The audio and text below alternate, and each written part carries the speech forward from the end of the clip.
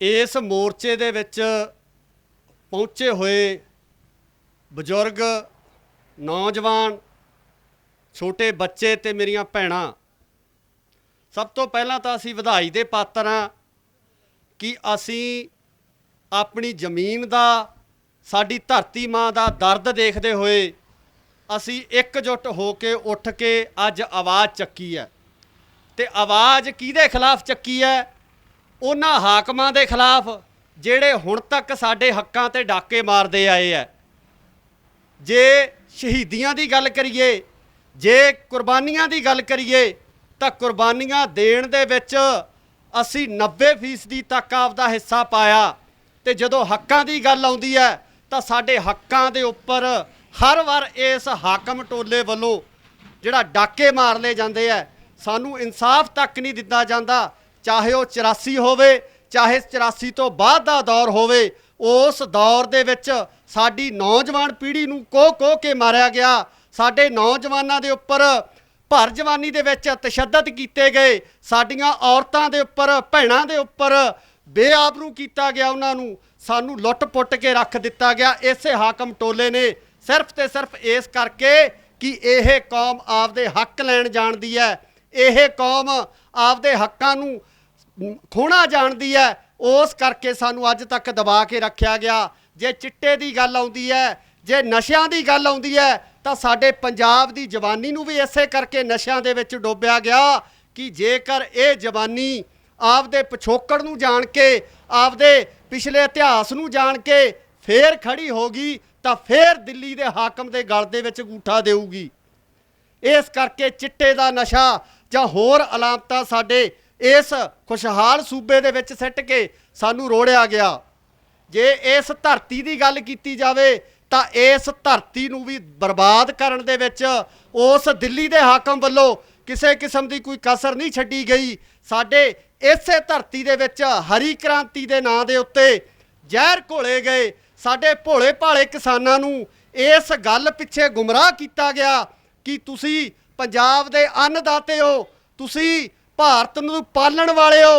जदों बाहरले देशां दे विचों कणक मंगाई जांदी सी, भारत दे विच सोका पैंदा सी, तां उस समय पंजाब दे किसान नूं, हरियाणे दे किसान नूं जिहड़ा कि साडा ही हिस्सा है, उन्हां नूं इह कह के वरगलाया गया कि हरी क्रांति दे नां ते आह स्प्रेहां छिड़को, आह रेहां दी वरतों करो, जिहदे कारण पंजाब दा हवा पानी इन्ना क दूषित हो गया कि अज पूरा पंजाब कैंसर की मार हेठ आ गया। अज पूरा पंजाब दमे दे रोगां दे नाल वख-वख बीमारियां की चपेट दे विच आ गया। साडी अज जिहड़ी जवानी है वो नशियां दे विच जिहड़ी पलत होई है, इस गल तो असी मुक्कर नहीं सकते। चाहे जवानी अज नाल खड़ी है, डट के खड़ी है, इस दर्द करके खड़ी है कि इस धरती नूं बचाउणा है, इस मां नूं बचाउणा है। उस करके अज जवानी है जिहड़ी अज जोश नाल अगे आके खड़ी है। सो मैं गल करनी चाहुंदा कि इत्थे सरकारां चाहे वो कांग्रेस दी होवे, चाहे वो भाजपा दी होवे, चाहे वो अकाली दल दी होवे, ये किसान दी दर्दी नहीं है, ये मजदूर दी दर्दी नहीं है। इस बिल दी जिहड़ी होंद है वो तुहानूं दसना चाहुंदा है कि इस बिल दी होंद है जिहड़ी इहदी नींह है, ये अज नहीं रखी गई। 90 दे दहाके दे विच जदों सानूं चेता भी नहीं सी कि कॉन्ट्रैक्ट फार्मिंग नां दी कोई चीज़ आऊगी। 90 दे दहाके दे विच जदों मनमोहन सिंह फाइनांस मिनिस्टर सी भारत सरकार दे विच, क्योंकि हरेक देश नूं चलाउण वास्ते वर्ल्ड बैंक तो करजे लैणे पैंदे है, उन्हां करज़िਆਂ नूं लैण दी खातर वर्ल्ड बैंक तो कुछ जिहड़ियां हदायतां है, वो कुछ जिहड़ियां सुझाव है वो दिते जांदे है। उन्हां सुझावां दे उप्पर भारत सरकार दे विच मनमोहन वल्लों जिहड़े दस्तखत है उत्थे वर्ल्ड बैंक दे विच कीते गए भारत नूं उस समय करजा दिवाउण दे वास्ते। ते उस करजे दी जिहड़ी शर्त सी, उस शर्त दे विच इह लिखिया गया सी कि जिहड़े जिहड़े अदारे है पंजाब सरकार जां भारत सरकार वल्लों घाटे दे विच चलदे है, उन्हां अदारिਆਂ नूं बंद कीता जाऊगा, सबसिडियां बंद कीतियां जाणगीਆਂ, किसानां नूं दित्तियां जाण वालीआं सहूलतां वो खत्म कर दित्तियां जाणगीਆਂ। इन्हां शर्तां दे तहत 90 ਦੇ ਵਿੱਚ ਉਹ ਜਿਹੜਾ ਪੈਸਾ ਭਾਰਤ ਦੇ ਵਿੱਚ ਆਇਆ ਸੀ। ਬਾਈ ਜੀ ਪਲੀਜ਼ ਬਾਈ ਜੀ ਬੇਨਤੀ ਹੈ, ਪਲੀਜ਼ ਕਨਸੈਂਟਰੇਸ਼ਨ ਭੰਗ ਹੁੰਦੀ ਹੈ ਜੀ। ਸੋ ਮੈਂ ਗੱਲ ਕਰ ਰਿਹਾ ਸੀ ਕਿ 90 ਦੇ ਦਹਾਕੇ ਦੇ ਵਿੱਚ ਉਸ ਸ਼ਰਤਾਂ ਦੇ ਤਹਿਤ ਭਾਰਤ ਨੂੰ ਕਰਜ਼ਾ ਦਿੱਤਾ ਗਿਆ। 90 ਤੋਂ ਅੱਜ 2020 ਤੱਕ ਆਉਂਦਿਆਂ ਨੂੰ ਕਾਂਗਰਸ ਦੀ ਸਰਕਾਰ ਵੀ ਰਹੀ, ਲੰਬਾ ਸਮਾਂ ਕਾਂਗਰਸ ਨੇ ਰਾਜ ਕੀਤਾ। ਇਸ ਬਿੱਲ ਨੂੰ ਲਾਗੂ ਕਰਨ ਦੀ ਜਾਂ ਇਹਨਾਂ ਸ਼ਰਤਾਂ ਨੂੰ ਲਾਗੂ ਕਰਨ ਦੀ ਉਹਨਾਂ ਦੀ ਹਿੰਮਤ ਨਹੀਂ ਹੋਈ, ਕਿਉਂਕਿ ਉਹ ਪੰਜਾਬ ਦੇ ਇਤਿਹਾਸ ਤੋਂ ਚੰਗੀ ਤਰ੍ਹਾਂ ਵਾਕਿਫ ਸੀ, ਪੰਜਾਬ ਦੇ ਜੋਸ਼ ਤੋਂ ਚੰਗੀ ਤਰ੍ਹਾਂ ਵਾਕਿਫ ਸੀ।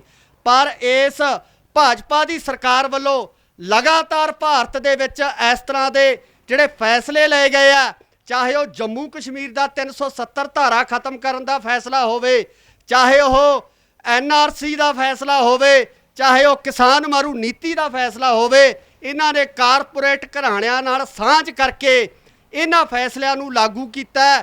ਤੇ ਕਿਉਂਕਿ ਇਹ ਸਿੱਧਾ ਜਿਹੜਾ ਇਸ ਦਾ ਮਤਲਬ ਇਹ ਹੁੰਦਾ ਕਿ ਇਹ ਭਾਰਤ ਦੇ ਵਿੱਚ ਹਿੰਦੂ ਰਾਜ ਨੂੰ ਲਾਗੂ ਕਰਨਾ ਚਾਹੁੰਦੇ ਆ। ਜਿਹੜੀਆਂ ਹੋਰ ਘੱਟ ਗਿਣਤੀਆਂ ਉਹਨਾਂ ਦਾ ਖਾਤਮਾ ਕਰਕੇ ਪ੍ਰੋਪਰ ਤੌਰ ਤੇ ਪੂਰਨ ਤੌਰ ਤੇ ਇੱਥੇ ਹਿੰਦੂ ਰਾਸ਼ਟਰ ਦੀ ਜਿਹੜੀ ਹੋਂਦ ਹੈ ਉਹ ਪੈਦਾ ਕਰਨ ਵਾਸਤੇ ਛੇਤੀ ਤੋਂ ਛੇਤੀ ਆਪਣੇ ਏਜੰਡਿਆਂ ਨੂੰ ਪੂਰਾ ਕਰਨਾ ਚਾਹੁੰਦੀ ਹੈ। ਇਸੇ ਤਹਿਤ ਹੀ ਅਡਾਨੀਆਂ ਤੇ ਅੰਬਾਨੀਆਂ ਨਾਲ ਸਮਝੌਤਾ ਕਰਕੇ, ਕਿਉਂਕਿ ਤੁਸੀਂ ਪਿੱਛੇ ਜੇ ਸੁਣਿਆ ਹੋਣਾ ਕਿ ਜਿਹੜੀ ਭਾਰਤ ਦੀ ਗਰੋਥ ਰੇਟ ਹੈ, ਜਿਹਨੂੰ GDP ਕਿਹਾ ਜਾਂਦਾ ਹੈ, ਉਹ ਸਿਰਫ ਤੇ ਸਿਰਫ ਕਿਸਾਨੀ ਦੇ ਵਿੱਚ ਪਲੱਸ ਆਈ ਹੈ। ਬਾਕੀ ਜਿੰਨੇ ਵੀ ਅਦਾਰੇ ਸੀ, ਜਿੰਨੇ ਵੀ ਕਾਰਖਾਨੇ ਸੀ, ਸਾਰਿਆਂ ਦੇ ਵਿੱਚ ਜਿਹੜਾ ਘਾਟੇ ਵਾਸਤੇ ਜਿਹੜੀ GDP ਆ ਉਹ ਹੇਠਲੇ ਪੱਧਰ ਤੇ ਰਹੀ ਹੈ। ਸੋ ਇਹਨਾਂ ਅਡਾਨੀਆਂ ਅੰਬਾਨੀਆਂ ਨੇ ਦੇਖਿਆ ਕਿ ਇਹ ਜਿਹੜੀ ਕਿਸਾਨੀ ਹੈ ਇਹ ਤਾਂ ਪ੍ਰੋਫਿਟ ਵਾਲਾ ਸੌਦਾ ਹੈ, ਇਸ ਕਰਕੇ ਹੀ ਉਹਨਾਂ ਵੱਲੋਂ ਸਿੱਧੇ ਤੌਰ ਤੇ ਭਾਰਤ ਦੀਆਂ ਸਰਕਾਰਾਂ ਨਾਲ ਸਹਿਮਤੀ ਕਰਕੇ, ਕਿਉਂਕਿ ਗੰਢ ਧੁੱਪ ਤਾਂ ਇਹ 14 ਤੋਂ ਚੱਲੀ ਆਉਂਦੀ ਹੈ, ਜਦੋਂ ਅੰਬਾਨੀ ਦੇ ਜਹਾਜ਼ ਸਿੱਧੇ ਤੌਰ ਤੇ ਭਾਰਤ ਦੇ ਪ੍ਰਧਾਨ ਮੰਤਰੀ ਨਰਿੰਦਰ ਮੋਦੀ ਵੱਲੋਂ ਵਰਤੇ ਗਏ ਹੈ, ਉਦੋਂ ਤੋਂ ਇਹ ਗੰਢ ਧੁੱਪ ਚੱਲੀ ਆਉਂਦੀ ਹੈ। ਤੇ ਉਸ ਦੇ ਤਹਿਤ ਹੀ ਇਹ ਸਾਰਾ ਕੁਝ ਵਾਪਰ ਰਿਹਾ ਤੇ ਸਿੱਧੇ ਤੌਰ ਤੇ ਸਾਡੀਆਂ ਜ਼ਮੀਨਾਂ, ਸਾਡੀ ਜਿਹੜੀ ਮਾਂ ਹੈ, ਉਹ ਇਹਨਾਂ ਲੋਕਾਂ ਨੂੰ ਗਿਰਵੀ ਦੇਣ ਵਾਸਤੇ, ਇਹਨਾਂ ਨੂੰ ਦੇਣ ਵਾਸਤੇ ਜਿਹੜੇ ਇਹ ਕਾਨੂੰਨ ਪਾਸ ਕੀਤੇ ਗਏ ਹੈ। ਜਿਵੇਂ ਕਿ ਤੁਹਾਨੂੰ ਇਹਨਾਂ ਕਾਨੂੰਨਾਂ ਬਾਰੇ ਤਾਂ ਸਾਰੀ ਜਾਣਕਾਰੀ ਵੱਖ-ਵੱਖ ਬੁਲਾਰੇ ਇੱਥੇ ਦੇ ਕੇ ਹੀ ਗਏ ਹੈ। ਉਹਨਾਂ ਵੱਲੋਂ ਸਾਫ਼ ਤੌਰ ਤੇ ਦੱਸਿਆ ਗਿਆ ਕਿ ਕਿਸ ਤਰ੍ਹਾਂ ਇੱਥੇ ਵੱਡੇ ਕਲਸਟਰ ਬਣਨੇ ਆ। ਇੱਥੇ ਜਿਹੜੀ ਆਮ ਕਿਸਾਨ ਹੈ, ਅਗਰ ਉਹਦਾ ਜ਼ਿਮੀਂਦਾਰ ਦਾ ਰੌਲਾ ਇਸ ਕੰਪਨੀ ਨਾਲ ਪੈਂਦਾ ਤਾਂ ਕਿਸੇ ਕਿਸਮ ਦਾ ਕੋਈ ਕੋਰਟ ਦੇ ਵਿੱਚ ਕੇਸ ਨਹੀਂ ਕੀਤਾ ਜਾ ਸਕਦਾ। ਸਿਰਫ ਤੇ ਸਿਰਫ DC ਤੱਕ ਹੀ ਤੁਸੀਂ ਆਪਣੀ ਸ਼ਿਕਾਇਤ ਕਰ ਸਕਦੇ ਹੋ ਤੇ DC ਦਾ ਜਿਹੜਾ ਫੈਸਲਾ ਹੈ ਉਹ ਅੰਤਿਮ ਫੈਸਲਾ ਹੋਊਗਾ। ਉਸ ਤੋਂ ਅੱਗੇ ਤੁਹਾਨੂੰ ਕਿਤੇ ਅਪੀਲ ਦਲੀਲ ਤੁਹਾਡੀ ਕੋਈ ਨਹੀਂ ਹੈ, ਕੋਈ ਸੁਣਵਾਈ ਨਹੀਂ ਹੈ। ਕਿਸੇ ਕਿਸਮ ਦੀ ਫਸਲ ਹੈ ਜਿਹੜੀ ਇਹ ਤੁਹਾਡੇ ਤੋਂ ਭਜਵਾ ਸਕਦੇ ਆ। ਤੇ ਨਾਲ ਹੀ ਨਾਲ ਸਭ ਤੋਂ ਵੱਡੀ ਗੱਲ, ਸਾਡੇ ਆਪ ਦੇ ਖੇਤਾਂ ਦੇ ਵਿੱਚ, ਸਾਡੀ ਆਪ ਦੀ ਜ਼ਮੀਨ ਦੇ ਵਿੱਚ ਸਾਨੂੰ ਮਜ਼ਦੂਰਾਂ ਵਾਂਗ ਸਾਥੋਂ ਕੰਮ ਲਿਆ ਜਾਣਾ। ਸੋ ਸਭ ਤੋਂ ਵੱਡੀ ਗੱਲ ਜਿਹੜੀ ਇੱਥੇ ਇਹੀ ਹੈ ਕਿ ਇਸ ਬਿੱਲ ਦਾ ਵਿਰੋਧ ਕਰਨ ਵਾਸਤੇ ਸਾਰੀਆਂ ਹੀ ਜਥੇਬੰਦੀਆਂ ਪੂਰਨ ਤੌਰ ਤੇ ਡਟੀਆਂ ਹੋਈਆਂ। ਪੰਜਾਬ ਦੇ ਲੋਕ ਇਸ ਚੀਜ਼ ਵਾਸਤੇ ਜਾਗਰੂਕ ਆ ਕਿ ਅਸੀਂ ਆਪਣੀ ਜ਼ਮੀਨ ਨੂੰ, ਅਸੀਂ ਆਪਣੇ ਖੇਤਾਂ ਨੂੰ ਬਚਾਉਣਾ, ਜਿਹਦੇ ਕਾਰਨ ਲਗਾਤਾਰ ਵੱਖ-ਵੱਖ ਥਾਈਂ ਪੰਜਾਬ ਦੇ ਵਿੱਚ ਮੋਰਚੇ ਲੱਗ ਰਹੇ ਆ। ਸੋ ਉਸੇ ਤਰ੍ਹਾਂ ਹੀ ਇਹ ਜਿਹੜਾ ਮੋਰਚਾ ਇੱਥੇ ਵੀ ਲੱਗਿਆ ਹੋਇਆ, ਨੌਜਵਾਨ ਪੀੜ੍ਹੀ ਲਗਾਤਾਰ ਇਹਨਾਂ ਮੋਰਚਿਆਂ ਦੇ ਵਿੱਚ ਸ਼ਮੂਲੀਅਤ ਕਰ ਰਹੀ ਹੈ। ਇਹ ਬਹੁਤ ਖੁਸ਼ੀ ਦੀ ਗੱਲ ਹੈ ਕਿ ਅੱਜ ਪੰਜਾਬ ਦਾ ਨੌਜਵਾਨ ਜਾਗ ਚੁੱਕਿਆ, ਪੰਜਾਬ ਦਾ ਨੌਜਵਾਨ ਸਮਝ ਚੁੱਕਿਆ ਕਿ ਅਗਰ ਸਾਡੀ ਜ਼ਮੀਨ ਸਾਡੇ ਕੋਲ ਨਾ ਰਹੀ, ਅਗਰ ਸਾਡੇ ਖੇਤ ਸਾਡੇ ਕੋਲੇ ਨਾ ਰਹੇ ਤਾਂ ਅਸੀਂ ਕਿਹੜੀ ਗੱਲ ਤੇ ਮਾਣ ਕਰਾਂਗੇ, ਅਸੀਂ ਕਿੰਨਾ ਗੱਲਾਂ ਦੇ ਦਾਅਵੇ ਕਰਾਂਗੇ। ਸੋ ਵੀਰੋ, ਇਕੱਠੇ ਹੋ ਕੇ ਲੜਨਾ ਪੈਣਾ।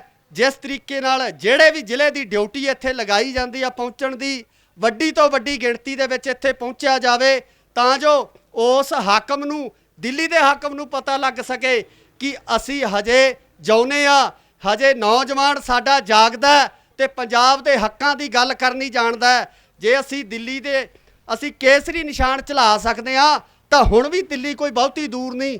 ਅੱਜ ਵੀ ਅਸੀਂ ਇਹਨਾਂ ਦਮ ਰੱਖਦੇ ਹਾਂ ਕਿ ਅੱਜ ਫਿਰ ਅਸੀਂ ਦਿੱਲੀ ਤੇ ਆਪਦਾ ਉਹੀ ਕੇਸਰੀ ਪਰਚਮ ਹੈ ਜਿਹੜਾ ਉਹ ਲਹਿਰਾ ਸਕਦੇ ਹਾਂ। ਸੋ ਇਹਨਾਂ ਗੱਲਾਂ ਨਾਲ ਬਹੁਤ ਸ੍ਰੀ ਅਕਾਲ। ਸੋ ਇਹਨਾਂ ਗੱਲਾਂ ਨਾਲ ਹੀ ਮੈਂ ਫਤਿਹ ਦੀ ਅਰਜ਼ ਕਰਦਾ। ਵਾਹਿਗੁਰੂ ਜੀ ਕਾ ਖਾਲਸਾ, ਵਾਹਿਗੁਰੂ ਜੀ ਕੀ ਫਤਿਹ।